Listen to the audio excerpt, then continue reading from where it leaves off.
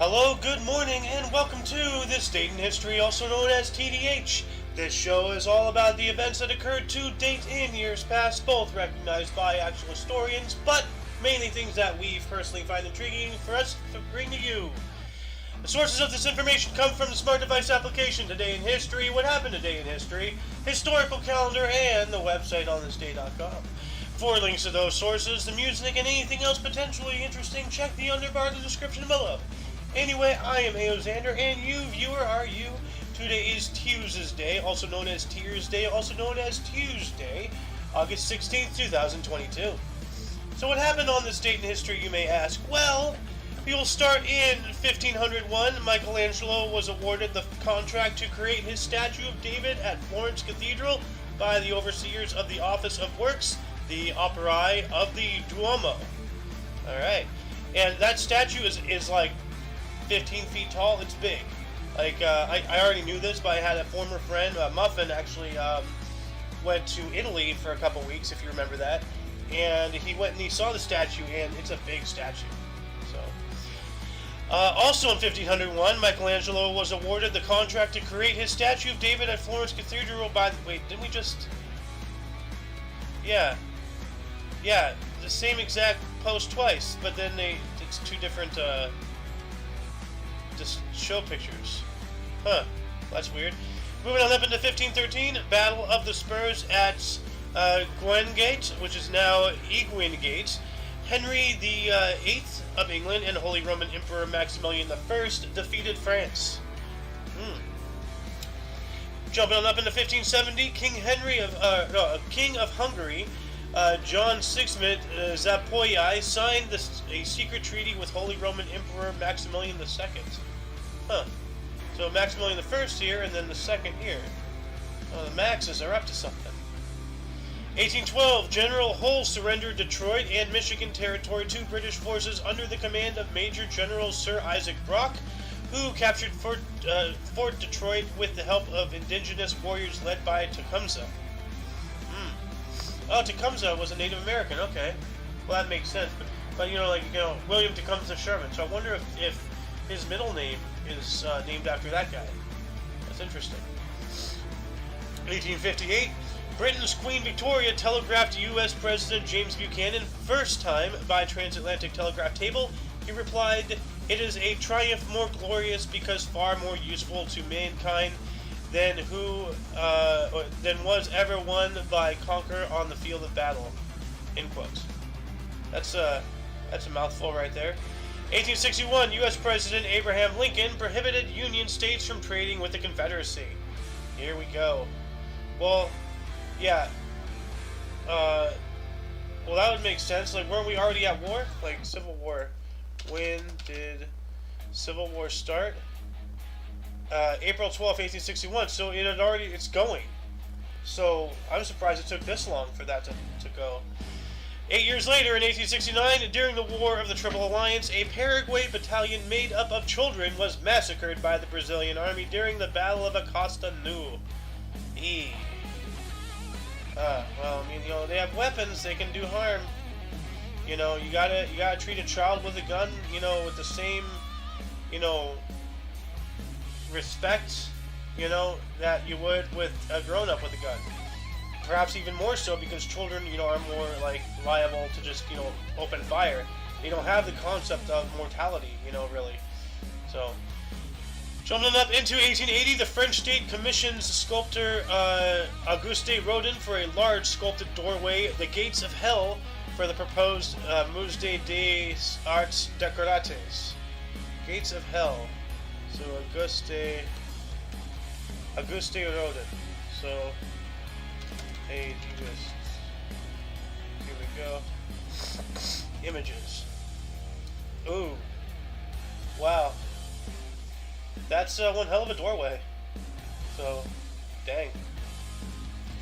What else happened on to date? In 1891, President Benjamin Harrison attended the dedication of the Bennington Battle Monument in Bennington, Vermont. Now, what does the Bennington Battle Monument even look like? So let's take a look at that. So, Bennington Battle Monumento. Huh. So it's Just a spire type thing. That's a pretty tall monument, though. Wow. Huh. Bennington. What was the Bennington battle? Let's check out this Wikipedia, because this looks like a significant battle. Okay, so it was during the Civil War. Not the Civil War, the Revolution. There's not a lot of people killed, but it's, up in, New York. That's interesting. I'm going to post the link in the underbar to this wiki that I'm looking at here. And post it. Alright. Let's, get off of the Bennington battle for a little bit. 1908, the Committee of Union and Progress, the Young Turks, announced a program for reforms in respect for the rights of all within the Ottoman Empire, regardless of race or religion. These are not the same Young Turks, a news group that we know of today, if they're still around. I've heard nothing but bad things about them as of late. So, you know, I don't know if they're still around or if anybody even pays attention to them, but that's not the same Young Turks as these guys here. This is completely and totally different. In 1924, U.S. National Championship Women's Tennis at Forest Hills, New York.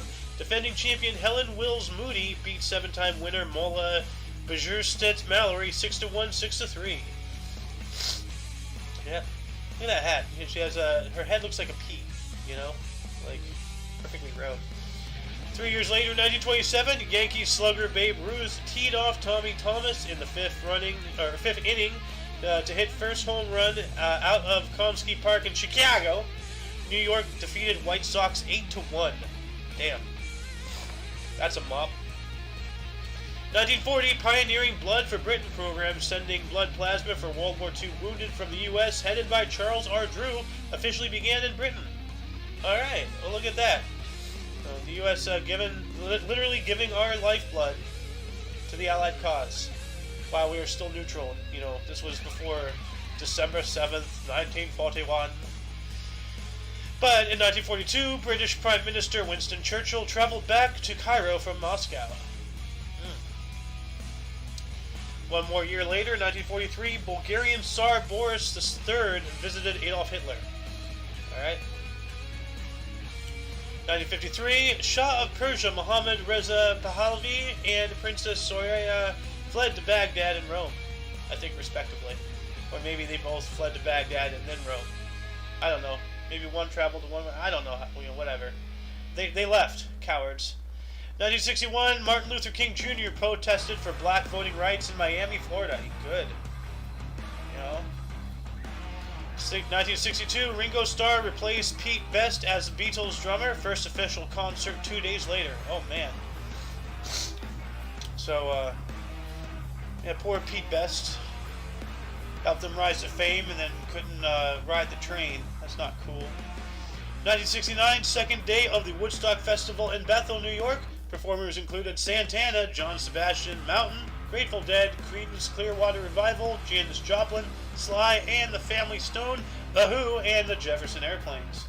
Or Jefferson Airplane. I don't know why I misread that, but...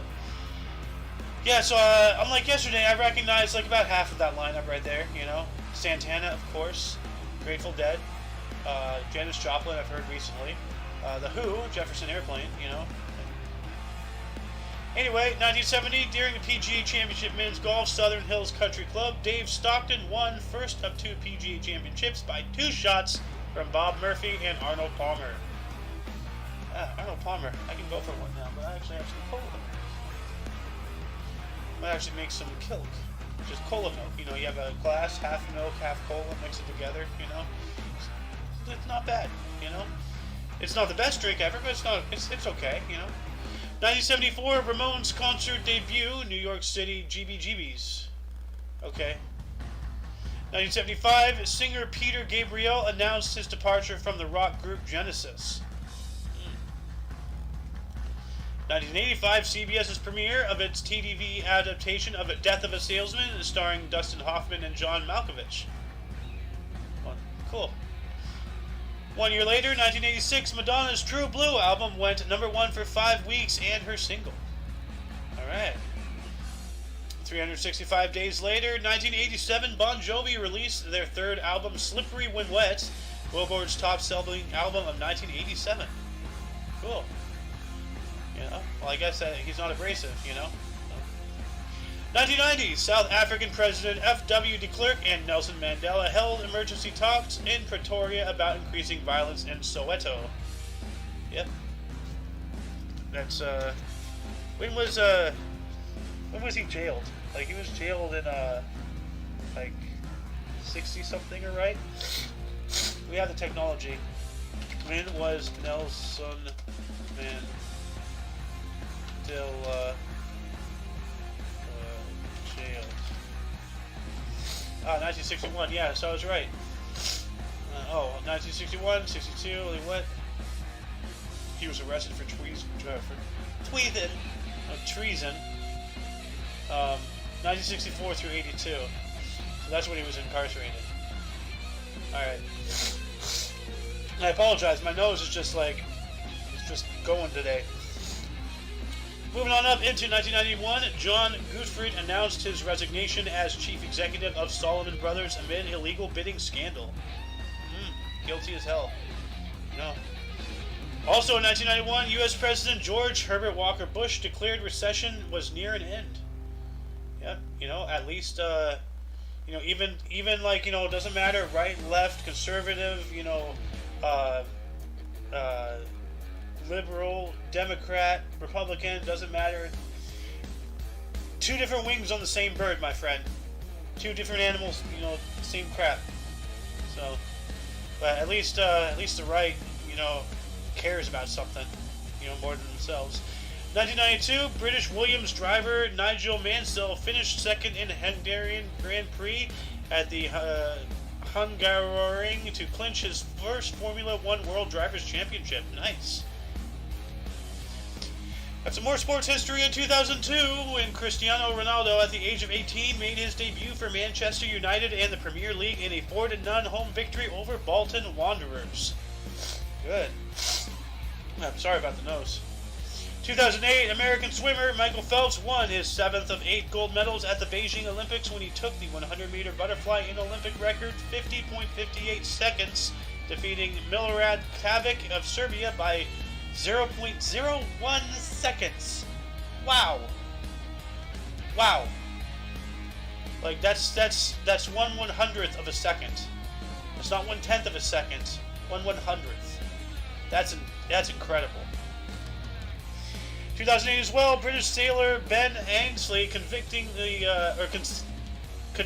won the Finn class at the Beijing Olympics, his 3rd gold medal in as many games.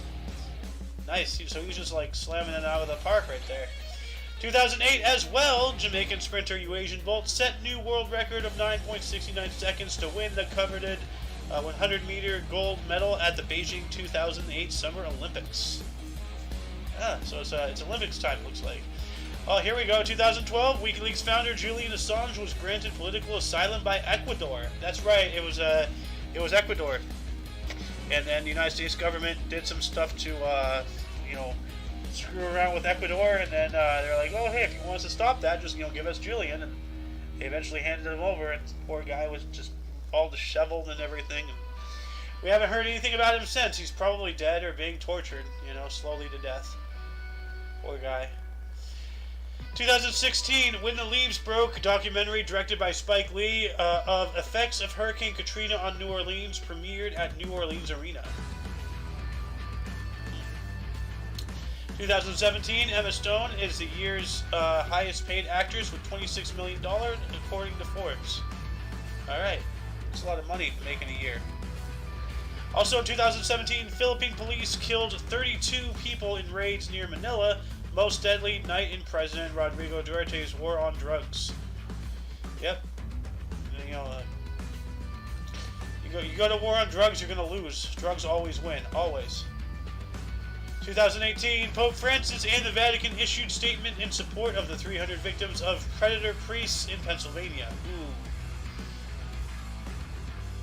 Yeah. So, but they're supporting the victims, so that's good. That's still. I went ooh because like that shouldn't happen. That's a lot of victims, you know. Also, 2018, Scarlett Johansson was the world's best paid actress of the year, earning $40.5 million according to Forbes. So, We went from 26 million 2017 to 45.5 in 2018. So in 1 year, wow. 2020, largest ever demonstration in Belarus as 100,000 people gathered in Minsk to protest against controversial election results and regime of Alexander Lukashenko. Okay. Alexander Lukashenko, whatever. Also 2020, this was just 2 years ago actually, World Snooker Championship, Crucible Theatre in Sheffield. Englishman Ronnie O'Sullivan won his 6th world title with an 18-8 win over countryman Kyron Wilson. Snooker. And then 2021, this last year, U.S. President Joe Biden said, quote, "I stand squarely behind my decision," end quote, to withdraw U.S. troops from Afghanistan despite sudden collapse of the country to the Taliban. Oh, yeah, so that happened last year. It's been a year already since that. Just awful. So anyway, before we go on to Person Desk, were any articles that you found, interesting more than most? Like, let's go back to the beginning here. Statue of David. Okay, that was to create the statue. So this was not when it was made. This was when it was greenlit to be made. That was interesting. Going on from there. Anyway, moving on to the verse. Let's see here. We have T.E. Larence. Oh, Lawrence of Arabia, born on this date in 1888. He was a British author, soldier, and diplomat famous for his liaison role in Arabia during the First World War. Born in Trimidog, Caernarfonshire, Wales, dying in 1935. Wow. Yeah, the things this guy did, raiding the Turkish trains in the middle of the Sahara, blowing up Central Powers ships in the ports of Alexandria. Wow, just crazy stuff. If I have the second thing right. If I have the first thing right, I don't really know much about the exploits. I just know he did a lot of stuff. So, 1913 we have Menachem Begin was the 6th Prime Minister of Israel from 1977 through 80, and then 81 through 83. He was born in Brest, Belarus, Russian Empire, dying in 1992. A Ruski. That's not good. In 1930, Tony Trabert was a U.S. tennis player. Wimbledon of 1955, U.S. Open 1953 and 55, French Open 1954 and 55. Born in Cincinnati, Ohio, dying just last year, 2021. Oh man. Let's see here, what else do we have? James Cameron. 1954, he is a Canadian film director and writer. Titanic and Avatar, born in Kapuskang, Ontario. And Avatar, the large blue people, the Smurfs, apparently, according to South Park, not The Last Airbender. Two completely different avatars. 1958, Madonna, Cocoon, is a U.S. singer and actress, like a virgin, born in Bay City, Michigan. Yeah, I don't think she's a virgin. So, 1962, Steve Carell, U.S. actor and comedian, The Office, born in Concord, Massachusetts. Yeah, he was like the boss of that branch of the company. So in The Office, at least. Taika Waititi, 1975, is a New Zealand film director. Boy Thor Ragnarok, born in Raukokor, New Zealand. All right, that's some wild hair. He kind of looks like the Collector from Guardians of the Galaxy. Moving on into deaths here, we have John Pemberton, died on this date in 1888. He was an American pharmacist, the inventor of Coca-Cola, died of stomach cancer at 55. Yeah, if the inventor of a drink that becomes popular, obviously he drinks it, he dies of stomach cancer. Hey, red flag, stop drinking that crap. As I have cola, but it's Shasta Cola, doesn't have all that crap in it. Anyway, we have Robert Bunsen, died on this date in 1899. He was a German chemist who invented the Bunsen burner, died at 88. We all know what the Bunsen burner is. It's camping equipment, or scientific equipment, stuff like that. My apologies. Robert Johnson, born in 1938, was a U.S. Delta blues singer, guitarist, poisoned at 27. Who poisoned him? That's rude. 1940, we lost Henri Desgrange. He was a French cyclist, journalist, and founder of the Tour de France.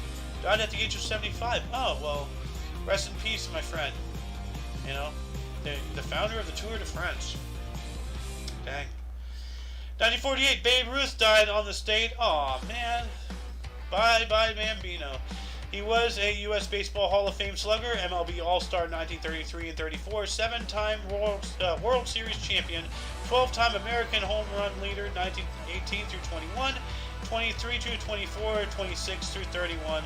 Boston Red Sox and New York Yankees. Died of nasopharynx cancer at the age of 53. So you're going to have to think, like, it sounds like larynx. So it sounds like it has to do like some kind of respiratory thing, I think. I'm not going to look it up. Because I have respiratory problems of my own I got to take care of, so got to get this done. In 1949, Margaret Mitchell, U.S. author, Gone with the Wind, died at 48. Well, now she is gone with the wind. So, the sand of our lives, or the days of our lives, like sand in an hourglass. So is the days of our lives, if that quote is correct. 1956, Bela Lugosi died on the stage. He was an actor. Dracula died of a heart attack at 73. That's kind of ironic, you know. So, yeah. I mean, that goes along the same vein as, you know, Christopher Reeve, who played Superman, broke his spine in a horse accident. You can't be super if you can't walk, you know? Like, so.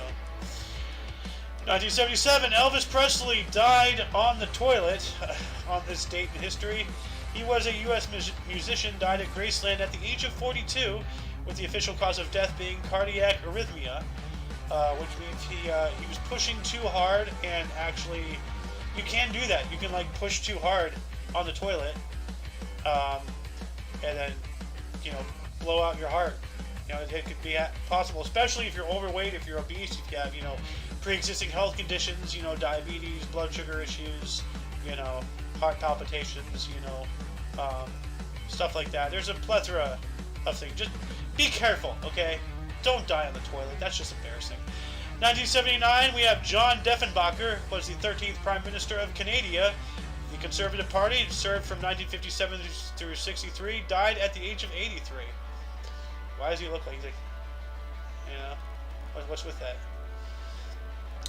We have Idi Amin, died in 2003. He was a Ugandan dictator from 71 through 79. He killed an estimated 100,000 to 500,000 people, dying of a kidney failure himself between 75 to 80. Wow. What a garbage man, dude. That's a lot of people. 2006, we have Alfredo Stroessner, was a Paraguayan army officer, dictator, and the 42nd president of Paraguay from 54 through 89. Died of a stroke at 93. Good. Monster. Yeah. Aretha Franklin. Oh, man. Died on this date in 2018. That's just 4 years ago. She was a U.S. singer-songwriter known as the Queen of Soul, R-E-S-P-E-C-T, and the first female performer inducted into Rock and Roll Hall of Fame in 1987. Died of pancreatic cancer at the age of 76. Man. Well, you know, rest in peace. Now you're singing to God and Jesus, you know. 2018 as well, we lost Atal Bihari Vajpayee. He was an Indian politician, the 10th Prime Minister of India, 1996 and 1998 through 2004. Died of a kidney infection at 93. Kidney infection, that doesn't sound good. Anyway, that concludes the show. Once again, you can check the underbar of the description for any links that you may find interesting, which also includes, but is not limited to, everything Omni Coalition. You can go check out Soen's Twitch, the Omni Coalition's, you know, YouTube, BitChute, Rumble, you know, things like that. There's other, you know, links for that. There's, you know, what we got in the underbar, all that stuff. Anyway, for your dose of Vast Events Daily, we stream every day at 10 in the morning Pacific Time. For all of you and all of us, I am A.O. Xander, and you are you. And until you catch us tomorrow, do not forget to look right and left at every intersection, rate 5 thumbs, and subscribe.